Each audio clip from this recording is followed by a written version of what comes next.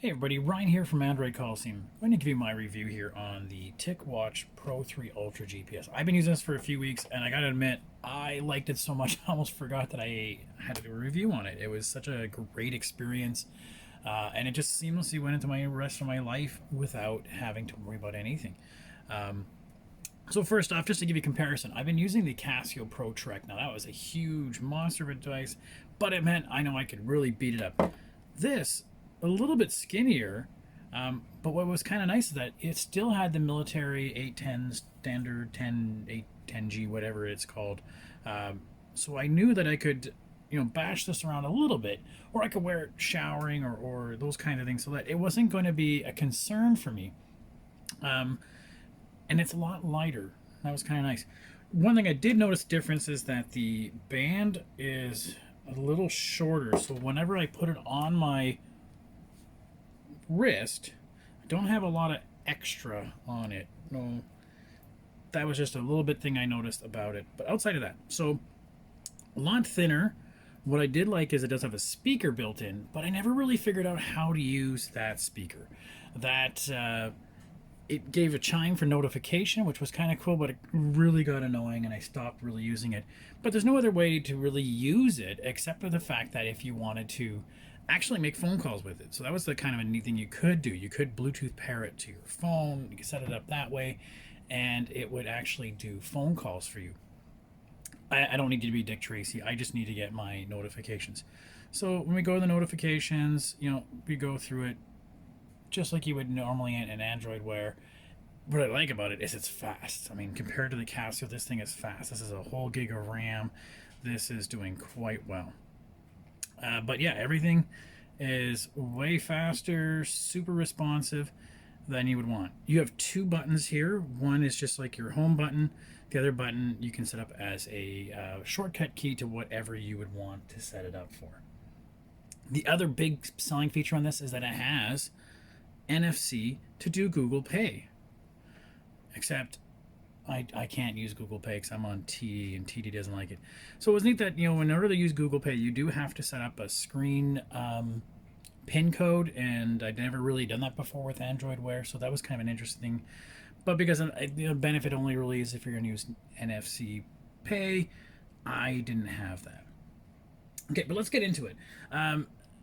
The biggest thing you're going to notice is that when you get to bring up your screen, a little different than typical Android Wear, and the fact that it doesn't have that sort of scroll. You just have your scrolling apps, but you're going to notice a lot of tick things.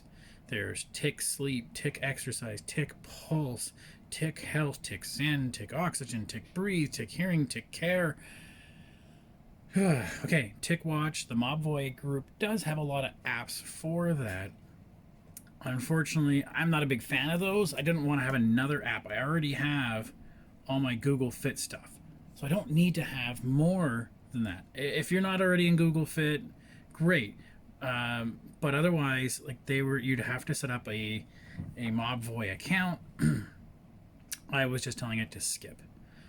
Then I don't get to, sort of sync these features that you would have on there. And they're just, your typical, what's your pulse, what's your health like, oxygen. To be honest with you, I think we can get a lot of that elsewhere, and I just really bypassed this. And I can actually even get rid of this if I go into settings and general. Where was it? Nope, it was in personalization. No, where was it? System? No, somewhere it was in here. I know I found it before.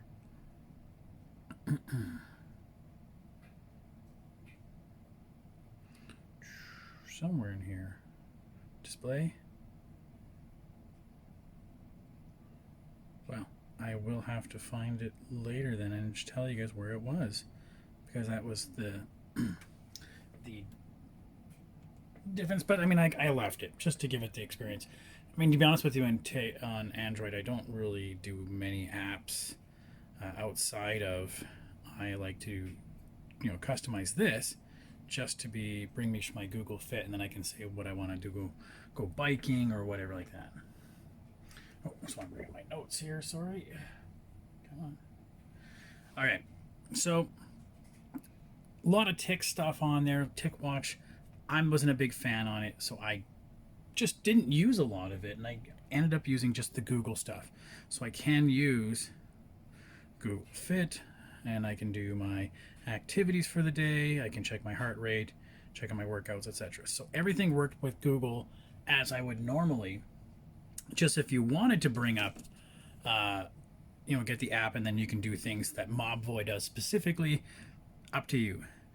The other nice thing is that it has a ton of built-in, sort of in the app, a bunch of different watch faces that you may or may not use. Like this one here that gives you what's your heart rates, throughout the day. Keep track of all these different activities.